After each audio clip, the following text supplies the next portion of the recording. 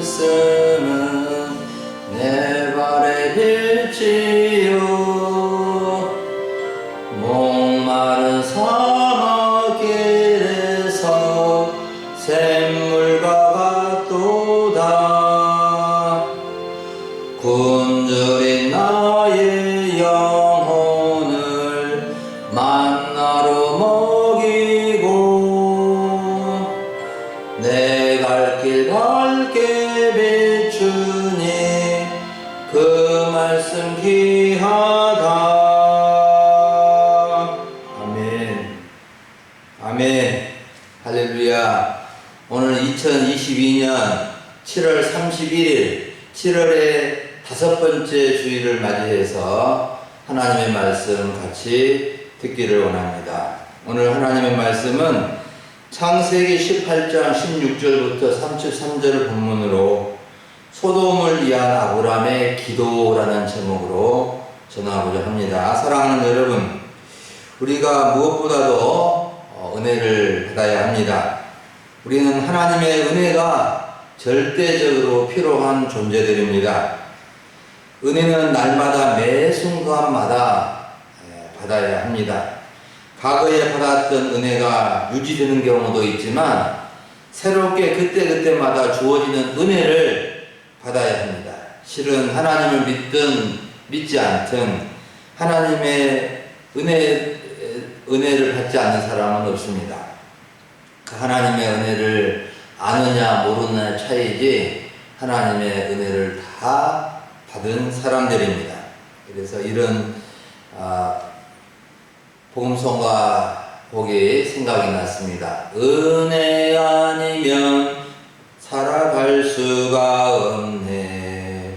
호흡마저도 다 주의 것이니 세상 평안과 이로 내게 없어도 예수 오직 예수뿐이네. 아멘. 여러분, 은혜 받지 않으면 우리는 살아가기가 참 어렵습니다. 은혜 없이 살아가는 삶이 고통이고 지옥입니다. 지옥은 은혜가 전혀 없는 곳입니다. 우리는 은혜를 사모하고 좋아해야 됩니다. 그런데 정확히 은혜가 무엇인지 모르고 은혜를 말할 때도 있습니다. 우리는 은혜를 정확하게 알고 그 은혜에 감사하고 그 은혜를 베풀면서 살아갈 수 있어야 됩니다.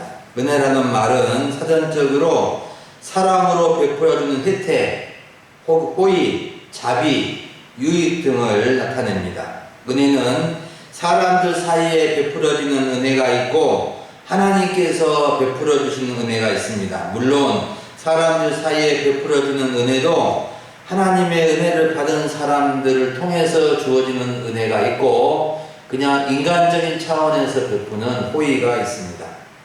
우리는 하나님의 은혜를 알고 하나님의 은혜로 살아갈 수 있어야 하는 것입니다.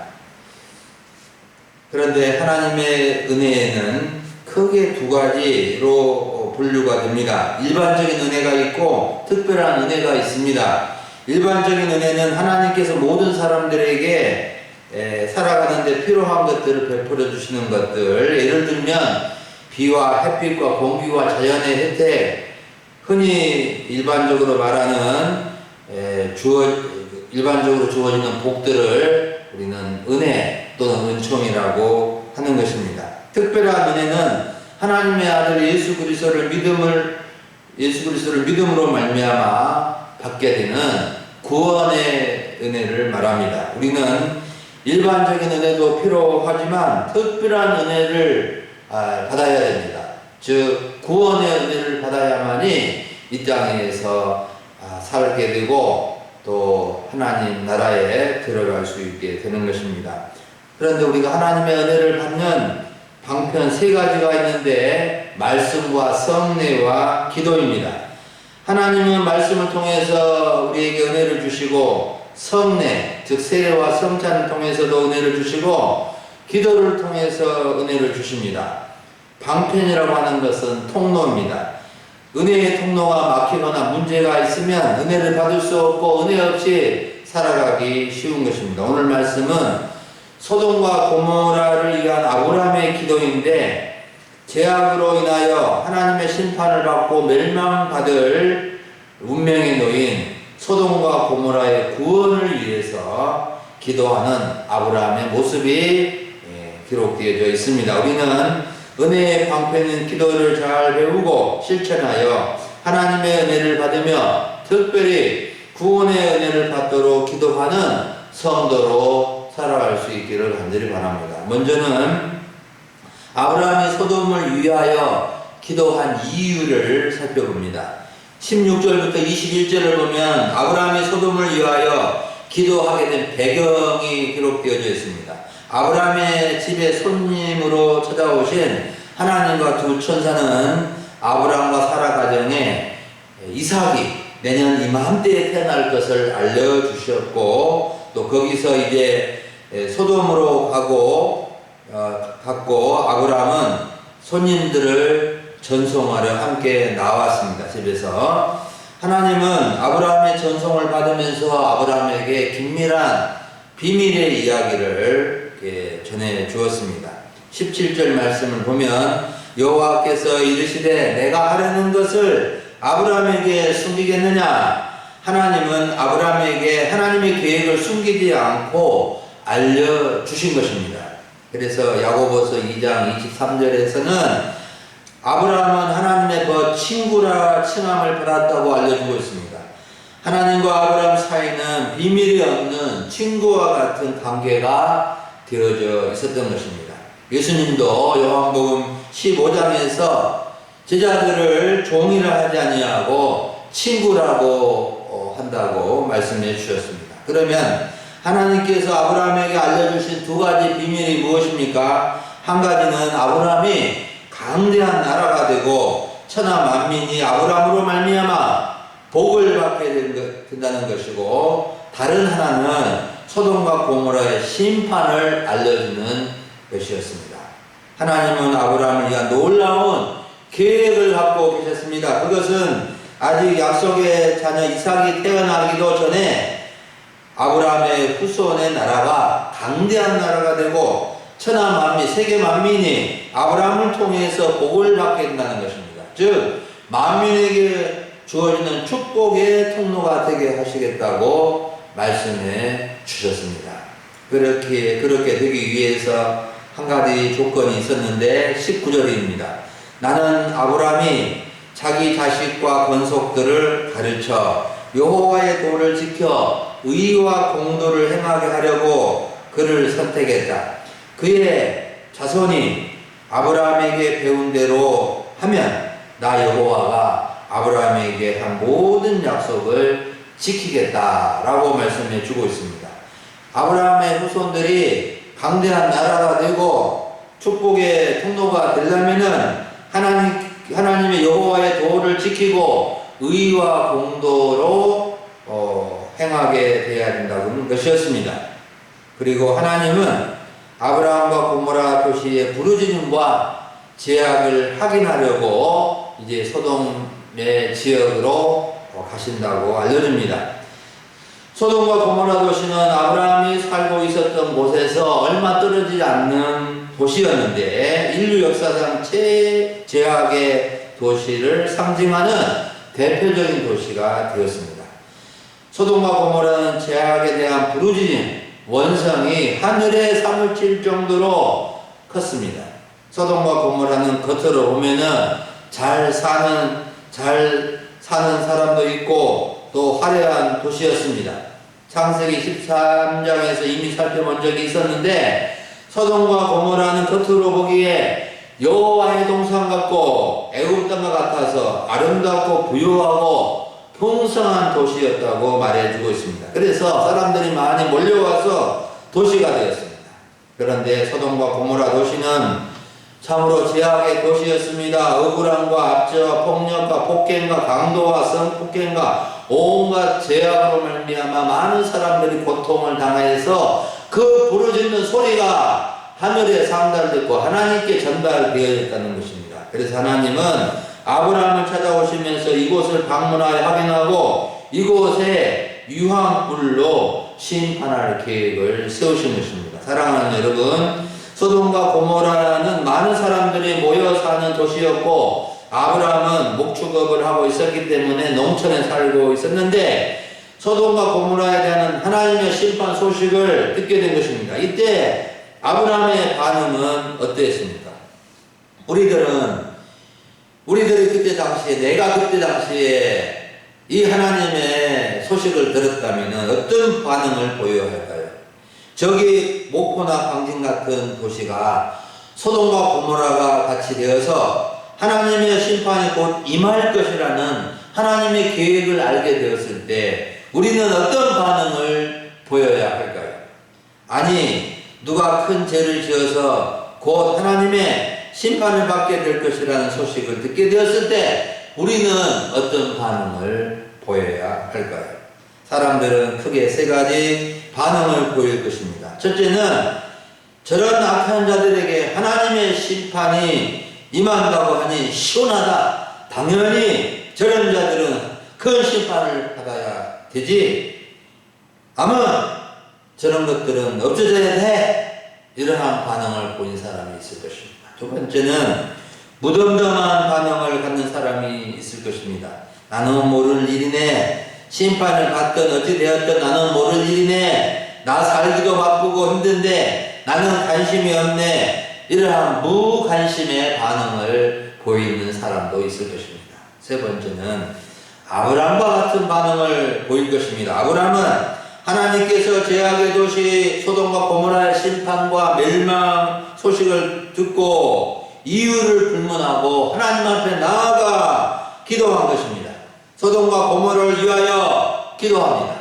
여러분, 우리가 죄로 인하여 하나님의 심판을 받을 도시와 죄인들을 생각할 때 쉽게 기도가 되겠습니까? 그렇지만 우리는 하나님을 믿는 믿음의 사람이고 하나님의 벗이고 친구이기에 기도할 수 있어야 됩니다. 여러분, 믿음과 기도는 동전의 양면과 같습니다. 믿음과 기도는 분리되지 않습니다.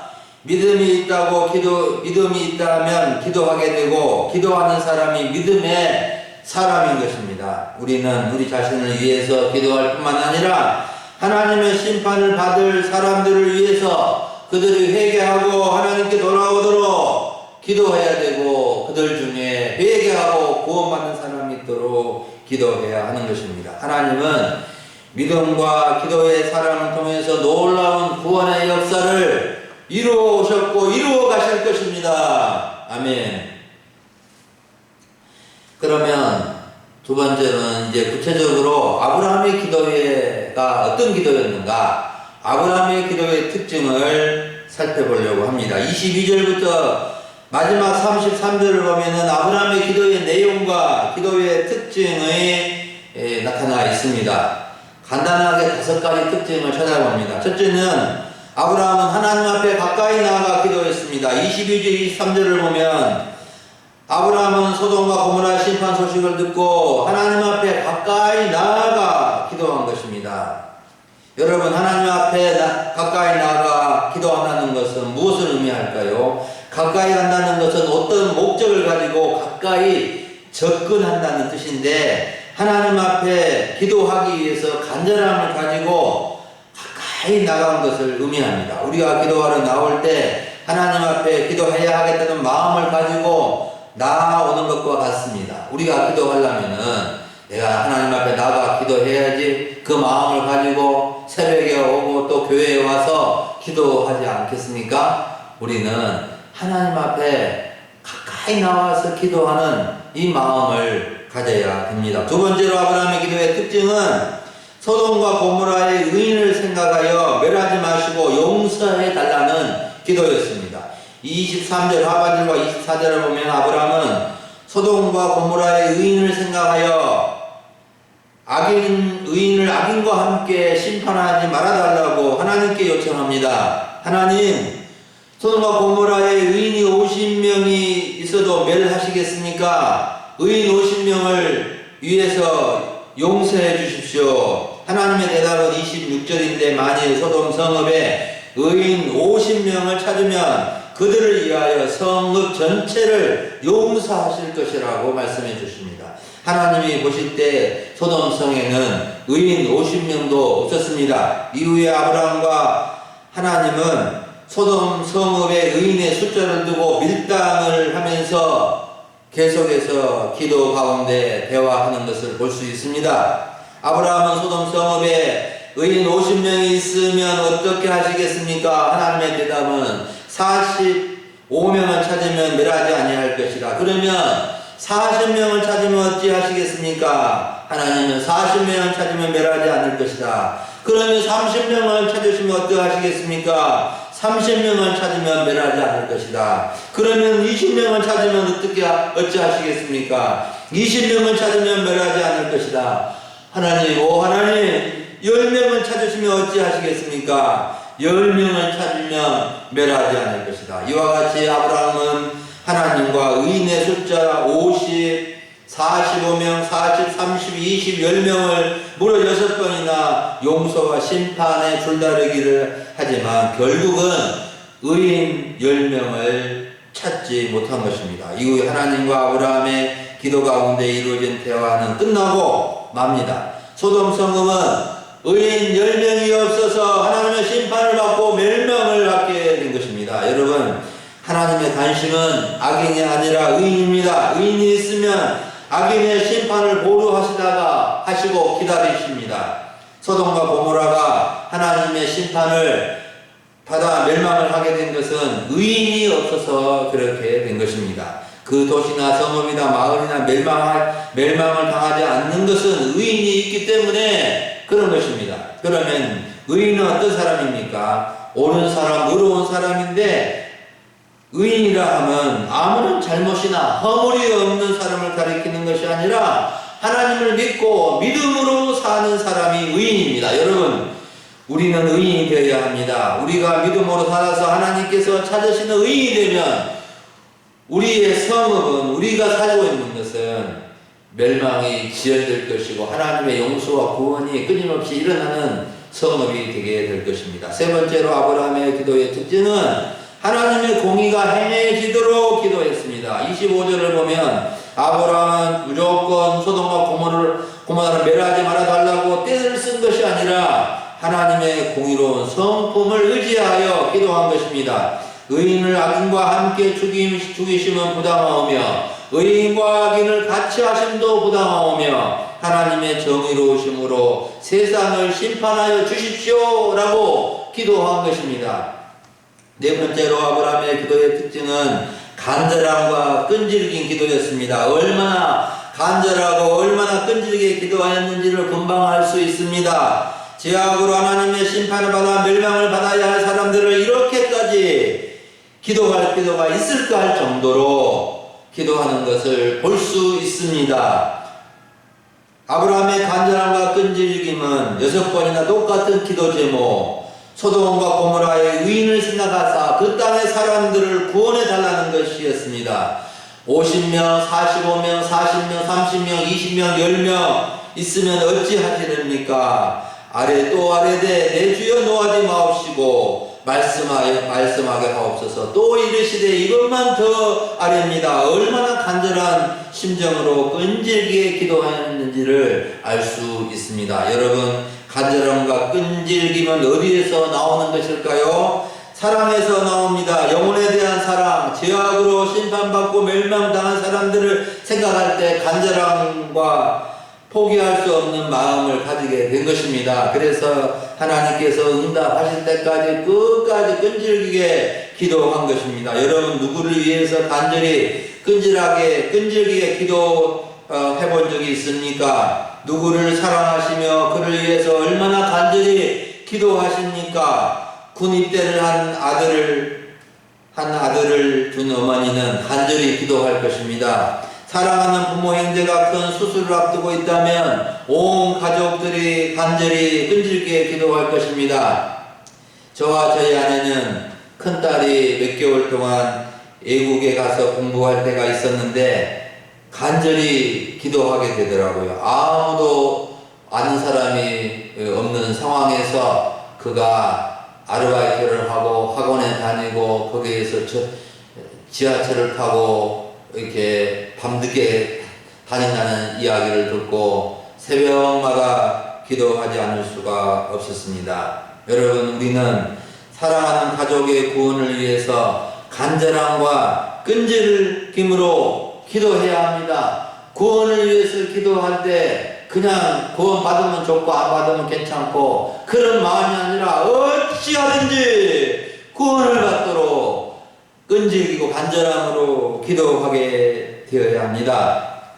마지막 5번째는 아브라함의 기도의 특징 5번째는 겸손한 기도였습니다. 아브라함은 하나님이 얼마나 높으신 분인지를 알았습니다. 27절을 보세요.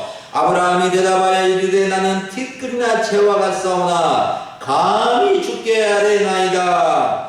아브라함은 자기 자신을 티끌이나 채와 같은 존재로 여기며 겸손히 무한 강대하신 하나님께 나아가 기도한 것입니다. 여러분, 우리는 겸손히 기도해야 합니다. 우리 예수님은 자신의 마음은 온유하고 겸손하다고 하셨습니다. 예수님은 하나님의 아들이시고 그리스도이신데도 겸손한 성품을 가지셨습니다. 우리는 기도할 때나 살아갈 때에 교만해서는 안 되고 겸손한 마음을 가져야 합니다. 정말 겸손한 사람은 기도하게 되고 하나님은 겸손한 사람의 기도에 응답해 주시는 것입니다. 사랑하는 여러분, 오늘 우리는 소돔을 위한 아브라함의 기도라는 주제로 하나님의 말씀을 들었습니다. 여러분, 소돔을 위한 아브라함의 기도에 대한 말씀을 들으면서 어떤 생각이 드십니까? 아브라함의 기도의 특징 5가지를 들으면서 여러분에게는 어떤 기도의 특징이 있습니까? 아브라함이 소돔과 고모라를 위해서 기도하게 된 동기는 이들이 하나님의 심판을 받아 멸망하게 되었기 때문이었습니다. 물론 소돔과 고모라에는 조카 롯이 살고 있어서 더 관심을 갖게 되는 점도 있었지만 아브라함은 조카 때문에만 기도한 것이 아니었습니다.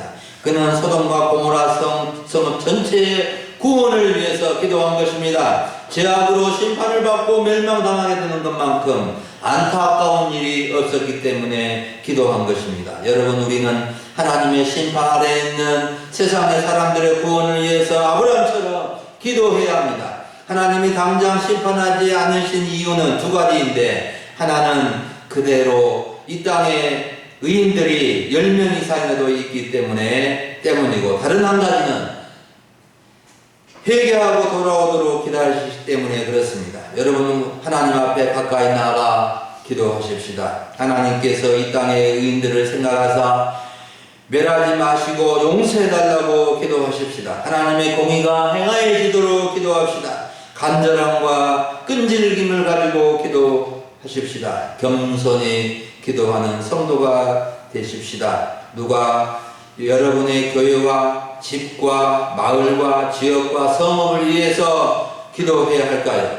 저도 기도해야 하지만 장로님들도 기도해야 하고 권사님들도 기도해야 하고 안순희 집사님도 기도해야 하고 집사님도 모든 성도들이 기도해야 합니다. 여러분, 기도는 은혜의 방편이라고 했습니다. 정말로 어떤 사람들이 은혜를 받고 어떤 사람들이 하나님의 도우심을 받아서 살아갈 수 있겠습니까? 기도하는 사람입니다. 제가 대학생 때 친구들이랑 고흥소록도 나병 환자들이 살고 있는 곳을 방문해서 그분들과 함께 방 안에서 냄새가 지독하게 하는 방에서 예배를 드린 적이 있었는데 지금까지 마음속에 떠나지 않는 것은 그렇게 자기들은 정말로 불행하기 짝이 없는 모습이고 정말 갇혀있고 그렇게 비참한 모습이었지만 그들의 마음속에는 하나님의 나라가 있었고 그들은 우리나라와 우리 사회와 학생들을 위해서 특별히 기도한다는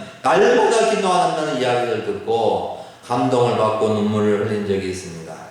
사랑하는 여러분, 하나님은 기도의 사람을 통해서 교회를 살리시고 가정을 구원하시고 마을을 살리시고 성읍을 살리시고 우리 모두를 살리시고 크신 은혜를 베풀어 주실 것입니다. 기도의 사람들로 쓰임받는 우리 성도님들이 다 될 수 있기를 간절히 바랍니다. 기도하겠습니다. 하나님 아버지 감사합니다. 오늘 7월의 마지막 주일 주 앞에 나와 예배할 수 있도록 도와주시고 소돔과 고모라의 멸망 소식을 들은 아브라함이 그들을 위해서 이렇게 간절히 끈질기게 기도하는 모습을 통하여 우리에게 기도를 가르쳐 주시니 감사를 드립니다. 하나님 아버지, 믿음의 조상 아브라함의 이 기도의 모습이 우리의 모습이 되고 저의 모습이 되어줄 수 있기를 원합니다. 그리하여서 심판받아 멸망받을 사람들이 회개하고 주 앞에 돌아옴으로 구원을 받게 해주시고 아버지 하나님, 가정의 구원, 이 마을의 구원, 우리 성읍의 이 구원이 이루어질 수 있도록 도와주시옵소서. 하나님, 우리에게 말씀과 성례와 기도를 통하여 은혜를 한량없이 베풀어 주시는데 특별히 기도하는 성도들이 되어서 하나님의 놀라운 능력을 경험하고 하나님의 크신 은혜를 덧입는 우리 모든 성도님들이 되도록 인도해 주시옵소서. 감사를 드리옵고 우리 주 예수님의 이름으로 기도하옵나이다. 아멘.